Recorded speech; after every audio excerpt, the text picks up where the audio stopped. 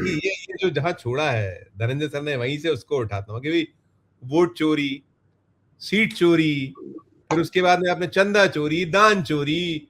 अब खबर मतलब खबरों की चोरी चले तो डाका हो रहा है, हर तरफ डाका ही डाका है। जो राम मंदिर में हुआ है वो डाका था, कैसे पर्दा डाला गया, और हर तरफ डाका, और आपको लग रहा है कि हम अमर हैं, हमें कुछ नहीं कर पाएगा। लेकिन जो है ठीक है, राम जी की सर लाडली मैं आवाज। शाजापुर में था सर, तो माखन सिंह की मैं शाखा तो लगा। इसको बाद में दिखाता हूँ। जोशी जी भी जुड़ गए। पहले आप इकबाल सर के पास गए, तो इकबाल सर कहिएगा, एक टिप्पणी करिएगा। इकबाल सर आप क्या कहिएगा, ये कब तक, हाउ लॉन्ग? धन्यवाद संजीव जी। देखिए, धनंजय जी ने बताया, जोशी जी तो खैर बहुत सीनियर है। राम मंदिर केवल एक मंदिर नहीं है, मुझे लगता है करोड़ों श्रद्धालु का आस्था का सबसे बड़ा केंद्र है। इसलिए अगर मुझे लगता है कि राम मंदिर से जुड़ा कोई भी विवाद सामने आता है, तो वो सिर्फ एक कानूनी मामला नहीं है, बल्कि करोड़ों भक्तों की भावनाओं का एक तरीके से सवाल बन जाता है। आज मुझे लगता है सबसे बड़ा सवाल यही है कि आखिर ऐसा क्या हुआ कि अगर राम आप मंदिर से मुझे जुड़ी देखिए कथित वीडियो चोरी का वीडियो फिर मामला जो मुझे है वो देश भर में। मुझे मुझे डेक्स कह रहा है चलाइए वीडियो, मैं चलाता हूँ। वो देखिए आप शायद दिखे वो, जो क्योंकि चाह रहा था कि मेरे दर्शक देखें, बाकी आपने हमने सबने देखा है, शायद चलेगा वीडियो। अनिल मिश्रा को बोल रहा हूं 3 दिन के अंदर अयोध्या छोड़ के चले नहीं जाए, और या तो जेल इनको भेजा जाए। अगर ऐसी परिस्थिति नहीं होगी तो हम पूरा अयोध्या जाम कर लेंगे, किसी को अयोध्या नहीं होगा। चला है, मैं यही दिखाना चाह रहा, दर्शक देखें, करिएगा आप, क्योंकि ये जो है आक्रोश है, मन में बहुत पीड़ा है। सब वो सनातनी है सारे के सारे, और बिल्कुल उनकी कोई बिल्कुल व्यक्तिगत दुश्मनी नहीं है कहीं। जी धनंजय भाई भी वही चीजों की चर्चा कर रहे थे। अब ये पूरी देश में एक तरीके से मुझे लगता है संजीव जी चर्चा का विषय बन गया। अगर चोरी हुई है, अगर कोई एफआईआर दर्ज हुई है, अगर जांच चल रही है, तो करोड़ों भक्तों का पहला अधिकार है उन्हें पूरी सच्चाई बताई जाए। सवाल सिर्फ व्यक्ति विशेष का नहीं है, सवाल व्यवस्था का है। जिस मंदिर के निर्माण के लिए देश विदेश से लोगों ने अपनी मेहनत की कमाई दान में दी, उस मंदिर से जुड़ी किसी भी अनियमितता की खबर मुझे लगता है लोगों को बिल्कुल बेचैन कर देगी। और सुरक्षा व्यवस्था में कोई कमी थी क्या? सीसीटीवी कैमरे के अंदर कुछ रिकॉर्ड किया था क्या? चोरी करने वाले की पहचान हो चुकी है क्या? बरामदगी हुई है? ऐसे कई सवाल है जो मुझे देखिए, लगता है उसके जवाब देने चाहिए। 5 जून का जो वीडियो आया है वो तो बहुत क्लियर है, पुलिस ने पकड़ा था, वो तो बरामदगी हुई थी, उसको रफा दफा कराया गया, आपने उसको छुपा लिया आपने। तो अब तो क्लियर है ना, क्रिस्टल क्लियर है कि आप छुपा रहे थे लगातार। पहले प्रूव होता है, वो वीडियो प्रूव कर रहा है आपको। नहीं संजीव जी, संजीव देखिए भाई, ये एक संजीव भाई, सॉरी सॉरी इंटरप्ट कर रहा हूँ इकबाल भाई। मैं एक वीडियो देख रहा था, आपने भी शायद देखा होगा, जो पुलिस वाली बात कर रहा है। काला बैग साफ साफ एक आदमी हाथ में लेकर के जी जा हाँ, रहा है, गाड़ी में बिल्कुल। बैठता है। 5 काला लाख बैग रुपए उसमें, 5 अरे लाख रुपए मैं थे। कहता हूँ काला बैग खाली था, लेकिन चुपके से क्यों ले जा रहे हैं, उसके बारे में बताओ ना क्या था। यस यस यस, जी जी इकबाल भाई, बहुत क्षमा देखो चाहेंगे आपको। संजीव जी, ये कोई दिक्कत नहीं। ये कहना गलत होगा कि केवल चोरी की जांच पर्याप्त नहीं है। मुझे लगता है यहाँ भरोसे की जांच हो रही है एक तरीके से। आप देखिए, क्योंकि अगर श्रद्धालु का विश्वास कमजोर पड़ता है तो उसका असर केवल एक संस्था पर नहीं बल्कि मुझे धार्मिक तंत्र पर पड़ता हुआ नजर आ रहा है। अब एक और बड़ा सवाल ये खड़ा होता है कि इस मामले की जांच पूरी तरह पारदर्शिता के तहत होनी चाहिए, और ये सार्वजनिक रूप से मुझे लगता है इसे बताना चाहिए वास्तव में क्या हुआ था, कैसे हुआ था। इसको अगर कोई दोषी है तो उसके खिलाफ क्या कार्रवाई है, क्योंकि करोड़ों राम भक्त किसी राजनीतिक बयान की प्रतीक्षा नहीं कर रहे। वो केवल सच्चाई चाहते हैं। वो चाहते हैं कि दोषी चाहे कोई भी हो, कानून उसके साथ समान व्यवहार करे। राम मंदिर आस्था का प्रतीक है, हमने आपने सब ने देखा है। इसलिए वहां पारदर्शिता मुझे लगता है उतना ही पवित्र होना चाहिए जितना वहां की पूजा है। देश अब मुझे लगता है जांच के अंतिम निष्कर्ष का इंतजार कर रही, क्योंकि इस मामले में केवल चोरी का की भरपाई नहीं है, बल्कि मुझे लगता है कि करोड़ों श्रद्धालु है जिसके विश्वास की भी रक्षा करनी है। और आप एक चीज समझिए कि राम मंदिर करोड़ों लोगों की आस्था है। इसलिए इस मामले में जो सबसे बड़ी जरूरत है वो पूरी सच्चाई, पूरी पारदर्शिता, पूरी और दोषियों पर निष्पक्ष जो है वो कार्रवाई होनी चाहिए।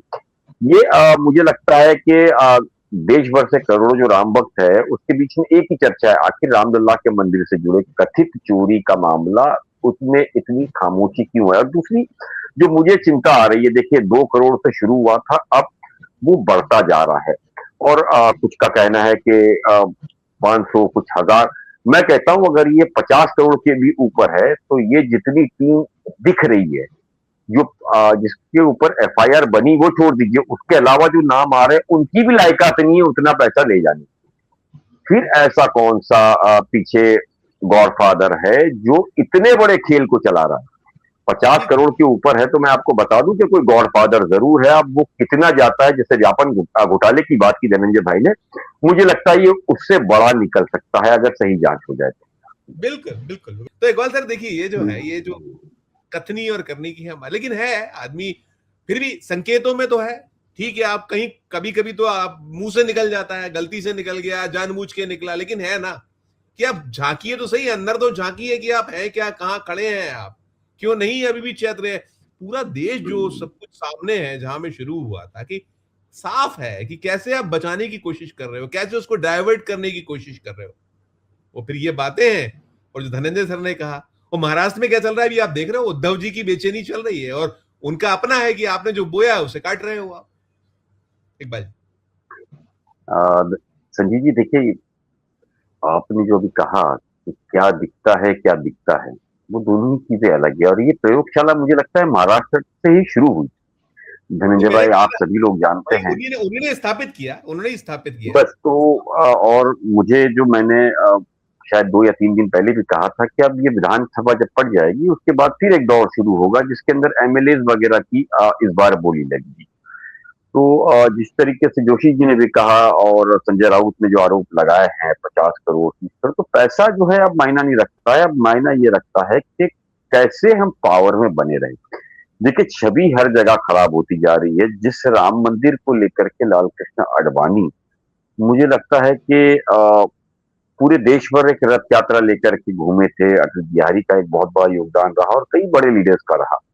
और आप देखिए कि जिस राम मंदिर के लिए देश ने दशकों तक संघर्ष मुझे लगता है किया, उसी राम मंदिर के दान और व्यवस्था को लेकर सवाल उठ रहे हैं देश के अंदर। तो ये बहुत बड़ा चिंता का विषय है। और आप देखिए, सोशल साइट पूरा भरा हुआ है आज की तारीख में। अगर सब पूरी तरह पारदर्शी था तो जांच एजेंसी मुझे लगता है बनाने की जरूरत ही नहीं थी। दूसरा, आप कहते हैं कि कोई गड़बड़ी नहीं हुई, तो एफआईआर का आधार क्या था दर्ज करने का? अगर कुछ लोग गिरफ्तार हुए तो जांच वही रुक जाएगी या जिम्मेदारी से पूरी श्रृंखला तक जांच होगी?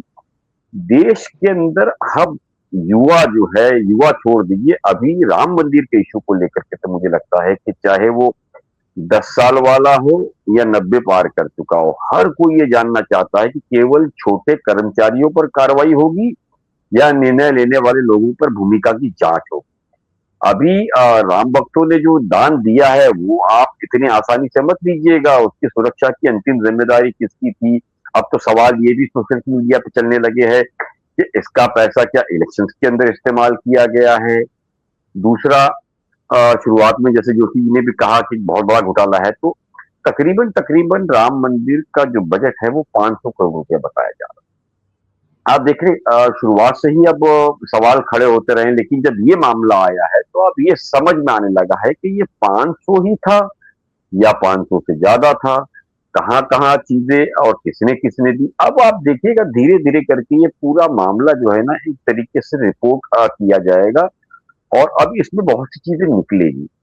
और ये तार आपको लगेगा कि इस पैसे के तार जो है वो इलेक्शंस के अंदर भी काम आते हैं, कई और चीजें हैं जिसके अंदर चीजें आती है। इस तरह सोशल मीडिया जो जिस तरीके से मांग रहा है कि रिपोर्ट सार्वजनिक की जाए, तो ये एक राजनीतिक सवाल नहीं है। अब जब विपक्ष भी अगर किसी अन्य धार्मिक संस्थानों में गड़बड़ी का आरोप लगाता है तो भाजपा मुझे लगता है कि पारदर्शिता की मांग करती है। अब वही पैमाना राम मंदिर ट्रस्ट पर भी लागू होगा।